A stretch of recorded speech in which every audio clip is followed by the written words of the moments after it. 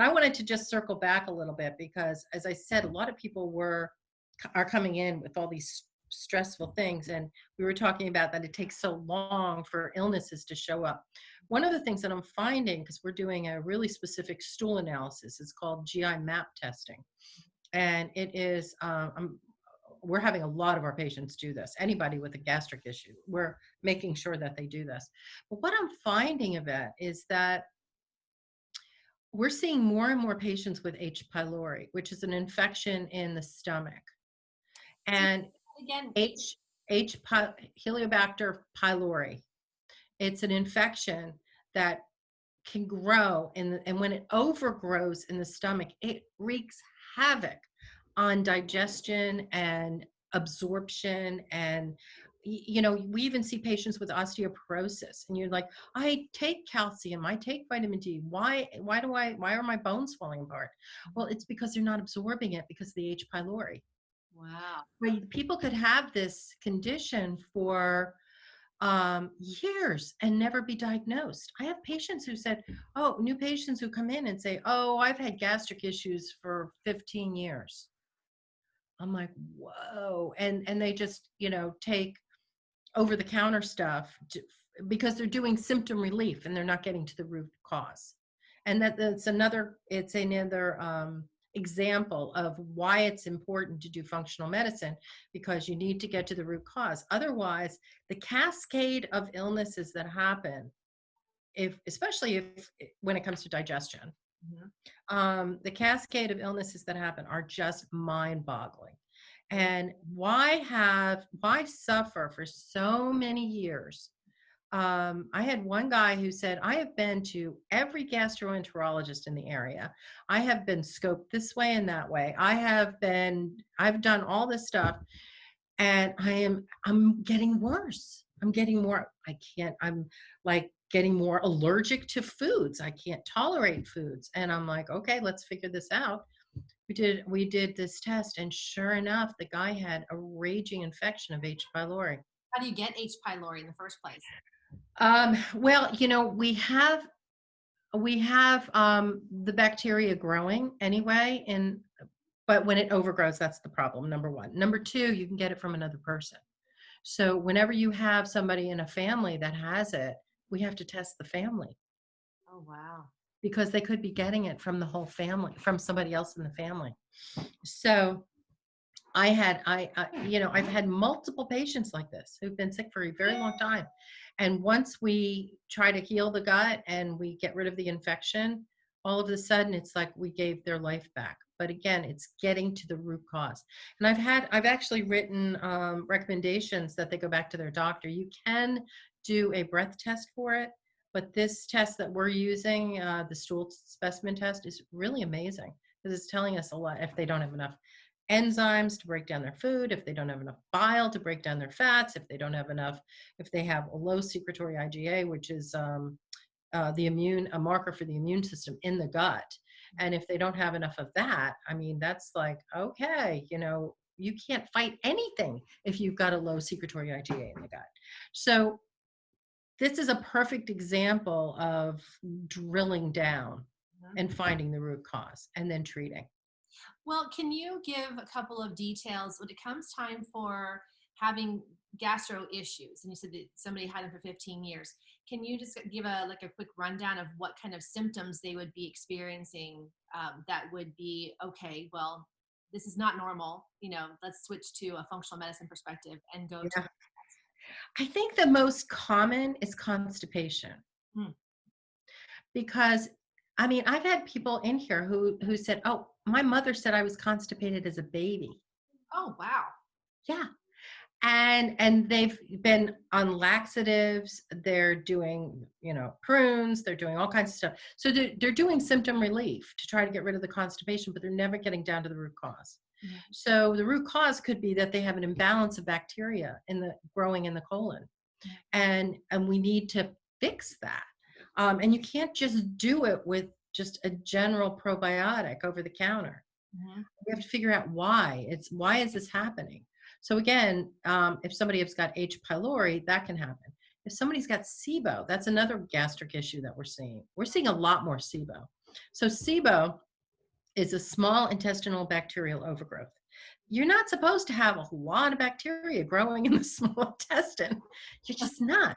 It's supposed to be growing in the large intestine. But if you have low stomach acid, if we go down the cascade, digestion starts in the mouth. You've got to start chewing. Yeah. Okay, you chew your food, it goes down to the stomach. You're supposed to have stomach acid to churn it and to break it down. But it's that stomach acid that's actually triggering enzymes out of the pancreas and bile out of the gallbladder. So if you don't have enough stomach acid, you're not going to have that trigger, a good trigger. And so now you've got food going into the small intestine that can't be broken down real well because you don't have enough enzymes and bile. But what happens is with low stomach acid, it also changes the pH in the small intestine. So the small intestine is supposed to be a little bit more acidic. First of all, the stomach's supposed to be the most acidic. Then the small intestine is supposed to be a little bit more acidic. Then the colon. The colon is the least acidic. It's alkaline. And that's where most of our bacteria live. However, if the small intestine becomes more alkaline, it becomes an invitation for a new neighborhood for the bacteria to grow in. And especially if the food isn't broken down enough, then now the food is there for the bacteria to live on.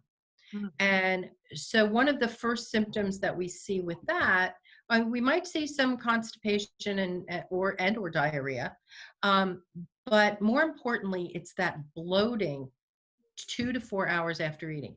That's classic. Mm-hmm. If somebody's really bloated 2 to 4 hours after eating, and if they eat certain foods that have fibers in them, like apples and pears and artichokes and avocados and those type of things, and they get really bloated after that, or even something with lactose in it. There's many people think that, oh, I'll just drink lactated milk. No. So, but anyway, they land up having this very, very bloated feeling right after. Now, SIBO is really hard to get rid of, and it's least diagnosed by a gastroenterologist. Really? They call it IBS. Oh, that's the equivalent. I wonder. I've heard both terms used, and SIBO has become more popular. And actually, I'm thinking about during my training, we heard the SIBO references, not, I would say more often, but yet more powerfully positioned than IBS. I mean, kind of, we obviously gut is talked about a lot during functional medicine. Right.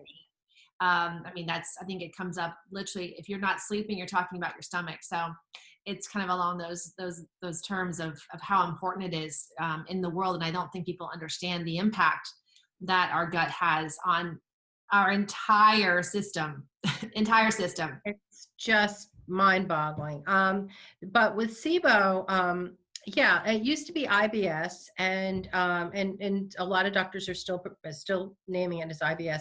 I'm sending patients back to their doctors and saying, please do a 3-hour breath test, because a 3-hour SIBO breath test is going to show where it's at. I mean, if you do a 2-hour, that's going to hit the upper intestine. It doesn't hit the lower intestine. I had a patient come in yesterday who had a report of a 2-hour breath test, and she still has symptoms. She said, and on the bottom of the report, it said from the gastro guy, it said no sign of SIBO. And I'm like, yeah, you've got signs of SIBO. You've got symptoms. So it's like, you have to test the right way. Yeah. So I'm still treating her. We're dipping her big toe into the water of starting to introduce new foods that were on the FODMAP diet. But she's keeping a really strict diary to see if she's getting bloated again. Because SIBO can come back. These spores, these bacterial spores, will, even if you kill it with an antibiotic or an antimicrobial, if you only do it for a short time, guaranteed it's going to come back. Wow. It's very, very hard to get rid of. Wow. It's very hard to get rid of, and that gas and bloating is nasty. And again, it can cause constipation and/or diarrhea, but a lot of times I'll see it with constipation. So someone who has maybe quote unquote a gluten allergy, excuse me, a gluten allergy, it could actually be SIBO and not really just the gluten allergy, or maybe a combination of the two. Well, when you have SIBO, you have bacteria growing in that small intestine. The bacteria actually can wear away the lining of the small intestine. And the lining of the small intestine is only one cell layer deep. It's really, really thin. So when you have breaches in that, those tight junctures that are when you think of think of a dam, okay? So when you're absorbing your food, once it's broken down, it opens and then it closes. It opens and then it closes. That's supposed to be like that. And then the food drops through and then gets into the lymph system and then gets transported. So that's how we absorb our food. But if the dam is always open, then and the food is not being digested well, then it actually can go into the lymph system in larger portions or molecules. The other thing that can get transported is the bacteria. And some of the bacteria is creating toxins. And some of those toxins can cause autoimmune diseases such as joint pain. Klebsiella is one, can do all kinds of issues. So we really want to tighten up those junctures and clean up the gut. And that's, we want to get rid of SIBO. So you get rid of the pathogens, you tighten up those junctures by doing a gut healing protocol. You put them on a food elimination diet. So gluten is the one thing that we take out whenever we're doing a gut protocol. I don't care if you're gluten intolerant or not. We're taking you off gluten while you're going through the healing process, because gluten stimulates a chemical called zonulin to be released. Zonulin is the thing that keeps it open. So we don't want it open. We want to try to heal those junctures. So that's why we get people off gluten during a gut healing protocol. Once they're healed in 3 months, we can do a food sensitivity test. We can do there's a really great test that's done by Vibrant Labs now. It's called the Wheat Zoomer. Have you ever heard of it? No, haven't. Yeah. Okay. So it's by a company called Vibrant Labs. Also, Cyrex is the other one that's been known. So there's there's like 30 different things in gluten, in bread and wheat and anything that has gluten.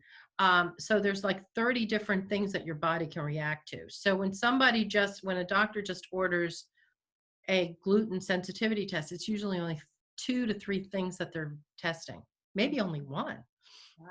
They might just be doing a tissue transglutaminase, which is, there's 30 different things that you could be reacting to. So there is a thing called this Wheat Zoomer, which is by Vibrant Labs, which you could just do that lab test if you really want to see if you're sensitive to gluten. I tell people, there's no redeeming factors when it comes to gluten. And if you've got gut issues, it's better to be off of it. And a lot of times we'll just, instead of spending money on a test, people don't want to spend money on lots of tests. So we kind of have to prioritize the tests, and maybe we don't do the sensitivity test for gluten, but we get them off of it anyway and see how they feel.